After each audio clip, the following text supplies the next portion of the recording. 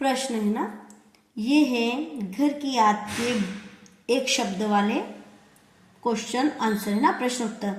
अपनी रोजमर्रा की प्रातःकालीन दिनचर्या खत्म करने के बाद जब कवि के पिता घर के ऊपरी हिस्से के नीचे आए तो उनकी आंखों में आंसू क्यों आ गए थे?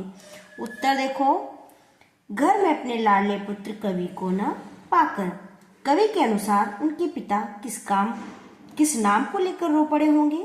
अपने पांचवें बेटे यानी कवि के नाम को। कवि ने सोने पर सुहागा किसके लिए कहा है? अपने लिए कहा है। कवि के पिता ने स्वर्ण बेटे किसे कहा है? कवि के अन्य 4 भाइयों को। अगला प्रश्न देखिए,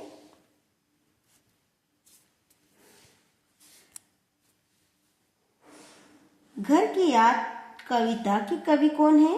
भवानी प्रसाद मिश्र। अगला प्रश्न देखिए, कवि ने किस आंदोलन में बढ़ चढ़कर हिस्सा लिया?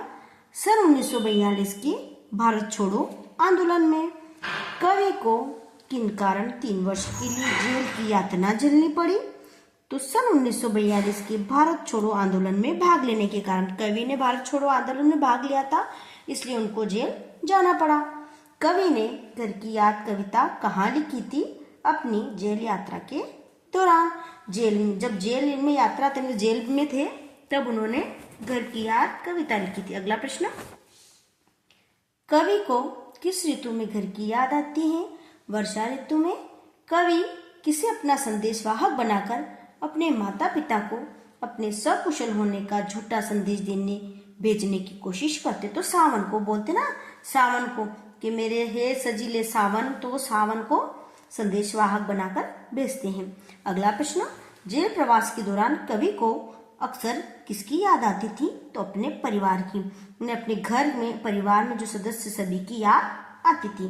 रात भर पानी गिरने की तुलना कवि ने किससे की है? तो अपने प्राण, मन और प्राण को गिरने से। अगला प्रश्न, रात भर पानी गिरने की तुलना कवि ने किससे की है? अपने मन और प्राण के गिरने से। पहले हो चुका एक क्वेश्चन है ना, वापस रिपीट हो गया। घर नजर में तीर है कौन सा अलंकार? देखो, घर नजर में तीर है, र की आवृत्ति हुई ना यहाँ पे, तो कौन सा अलंकार है? अनुप्रास अलंकार। घर की याद कविता के अनुसार कवि का घर किसका भंडार था? तो खुशियों का भंडार था। कवि ने अपने घर को किससे भरा पूरा बताया था? तो खुशियों से भरा पूरा बताया था। अगला प्रश्न, स्नेह धारा में कौन सा अलंकार? देखो, स्नेह रूपी धारा, तो कौन सा अलंकार है यहाँ पे?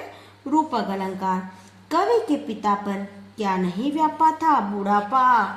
कवि के अनुसार किसकी आयु अधिक होने पर भी उसमें युवकों जैसा जोश व उत्साह था? तो उनके पिता, देखो उनके पिता 260 दंड बैठक भी लगाते थे ना, और खिलखिलाकर हंसते थे, व्यायाम करते थे, तो उनकी आयु मतलब अभी भी वो जवान दिखते थे, मतलब स्वस्थ दिखते थे। कवि के पिता के बोलने में किसकी गर्जना सुनाई देती है?